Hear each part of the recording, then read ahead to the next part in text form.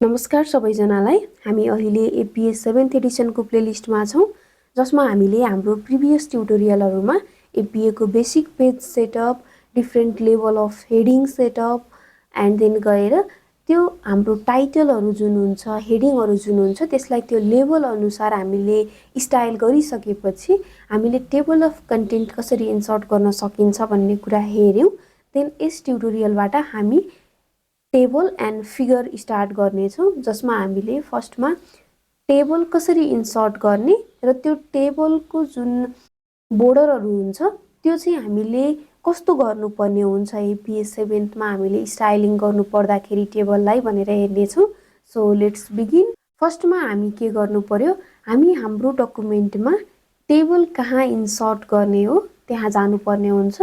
र त्यो भन्दै गर्दा म हजुरहरुलाई एउटा अर्को के भन्छु भने, यहाँ हाम्रो टेबल अफ कन्टेन्ट पनि सेम पेजमा र एनदर हेडिङ पनि सेम पेजमा छ।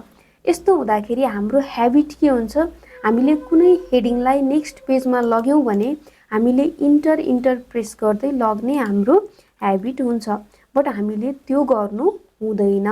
हामीले के गर्नुपर्ने हुन्छ, कुनै पनि हेडिङबाट हामी हाम्रो कन्टेन्टलाई नेक्स्ट पेजमा लैजानु छ भने त्यो हेडिङको फर्स्टमा गएर हामीले क्लिक गर्ने, देन हाम्रो किबोर्डमा कन्ट्रोल शिफ्ट इन्टर एकैपटक प्रेस गर्ने। त्यो गर्यौं भने हाम्रो कन्टेन्ट नेक्स्ट पेजमा जान्छ। र हामीले यसरी डकुमेन्टेसनहरु गर्दा पनि हामीले इन्टर गर्दै हैन, यसरी नै कन्ट्रोल शिफ्ट इन्टर गरेर नेक्स्ट पेजमा लग्नुपर्ने हुन्छ।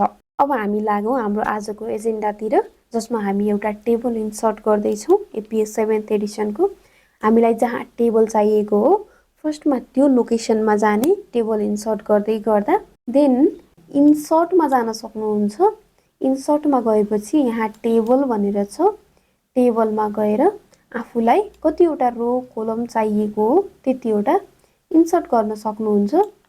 अब यो त यदि एडिसनल हामीलाई रो चाहियो, कोलम चाहियो भने पनि हामीले क्लिक गरेर अगेन इन्सर्टबाट हामीलाई रो चाहिएको हो अथवा कोलम चाहिएको हो हामीले एड गर्दै जान मिल्छ।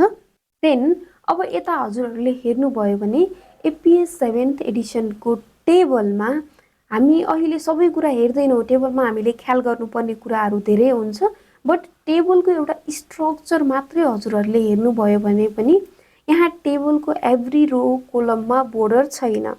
बोर्डर भनेको हाम्रो टेबलको टपमा, बटममा र टप रोमा मात्रै जुन हाम्रो हेडिङ हुन्छ, टेबलको एभ्री कोलमको हेडिङ हुन्छ, त्यो वाला रोमा मात्रै हाम्रो के छ, बटममा बोर्डर छ।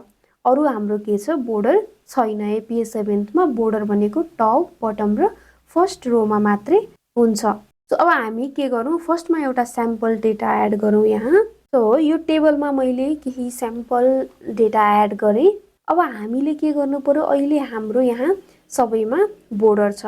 हाम्रो एपीएस 7th को रुल के हो, यो टपमा, बटममा र यो फर्स्ट रोको बटममा मात्रै बोर्डर हुन्छ, अदरवाइज हाम्रो टेबलमा बोर्डर हुँदैन। वर्डमा काम गर्दै गर्दाखेरि टेबलको स्टाइलमा जानको लागि यदि हामीले टेबलमा क्लिक गर्यौं भने यहाँ टेबल डिजाइन लेआउट भनेर आउँछ। एउटा वे भनेको यहाँबाट पनि जान सक्नुहुन्छ। अर्को वे भनेको टेबलमा हामीले क्लिक गरेपछि यहाँ एउटा आइकन आउँछ, यो आइकनमा डबल क्लिक गर्नुभयो भने पनि अगेन यो वाला ट्याबमा रिडाइरेक्ट गराउँछ। हजुर अरु कतै हुनुहुन्छ, देन यसमा डबल क्लिक गर्नुभयो भने यहाँ अटोमेटिकली टेबल डिजाइनको अप्सन आउँछ। देन अब हामीले के गर्ने, हामीलाई चाहिएको जस्तो डिजाइन यहाँ छ त कुनै, त्यो डिजाइन हाम्रो यहाँ छैन। छैन भने हामीले म्यानुअली के गर्नुपर्ने हुन्छ, एउटा वे भनेको फर्स्टमा बोर्डरमा जाने, बोर्डरमा गएर नो बोर्डर गर्ने। नो बोर्डर गरेपछि देन अब हामी manually top border, bottom border र यो फर्स्टको रो सिलेक्ट गरेर यसमा बटम बोर्डर एड गर्ने। एउटा वे भनेको हामीले यसरी गर्न सकिन्छ। यो गर्दा हामीले के गर्नु पर्यो, 3 टाइम्स काम गर्नु पर्यो, अझ 4 टाइम्स। फर्स्टमा हामीले नो बोर्डर गराउनु पर्यो हैन, फर्स्टमा नो बोर्डर गरायौं, देन गएर हामीले टप बोर्डर गर्यौं, बटम बोर्डर गर्यौं र फर्स्ट रो सिलेक्ट गरेर त्यसमा बटम बोर्डर गर्यौं। अब हामीले के गर्न सकिन्छ अर्को वे भनेको यसलाई अलिकति छिटो गराउनको लागि भने यो जुन टेबल स्टाइल छ यसरी यहाँ एरोमा जानु साइडमा, देन न्यू टेबल स्टाइलमा क्लिक गर्न सक्नुहुन्छ लास्टमा। अब यहाँ हामीले नो बोर्डर सिलेक्ट गर्नु पर्दैन किनकि अलरेडी यहाँ कतै पनि बोर्डर छैन। हामीले के गर्नु पर्यो, यो जुन अटोमेटिकको साइडमा यो टेबलको बोर्डरको अप्सन छ यहाँ गएर एउटा टप बोर्डर सिलेक्ट गरौँ, एउटा बटम बोर्डर सिलेक्ट गरौँ, यो होल टेबलमा अप्लाई भयो। देन हामीले यो होल टेबलको अप्सनबाट हेडरको रोमा मात्रै, हेडरको रोमा हामीले अब के गर्नुपर्ने हुन्छ, हेडरको रोमा बटम बोर्डर एड गर्नुपर्ने हुन्छ। बटम बोर्डर एड गर्नु एकचोटिमा भएन भने फेरि ट्राई गर्नु 2 टाइम्स, देन हजुरहरूको हेडरको रोमा बटम बोर्डर एड भयो। यो हाम्रो एपीएस 7 को स्टाइल हो। त्यसैले अब new document based on this template गर्नुभयो भने यो डिफल्ट सेट भएर बस्छ, यसलाई ओके गर्न सकिन्छ। अरु यहाँ हाम्रो स्पेसिङहरुको कुराहरु हामी पछि हेर्छौं। र अब हामीले कुनै एउटा नयाँ टेबल क्रिएट गर्यौं भने इन्सर्टमा गएर हामीले कुनै टेबल एड गरौँ, देन यो टेबलमा हामी डेमो कन्टेन्ट एड गरौँ। देन अब हामीले यसरी सिलेक्ट गर्यौं यो टेबल भने हामीले यहाँ टेबल स्टाइलमा गएर हेर्दा कस्टममा हामीले डिजाइन गरेको, हामीले एड गरेको टेबल आउँछ र यो सिलेक्ट गर्यौं भने हामीले म्यानुअली केही पनि गर्नु परेन, सिधै हामीले के गर्न सक्यौं, टेबल इन्सर्ट गरेर त्यसलाई एपीएस 7 को फर्मेटिङमा हामीले लैजान सक्यौं।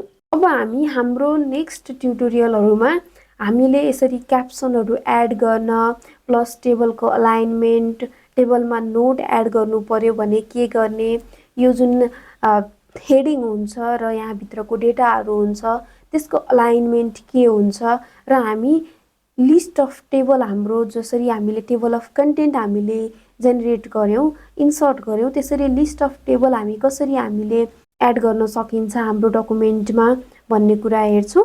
So thank you for watching this tutorial. If you are facing any difficulties then please let me know in the comment box. Thank you.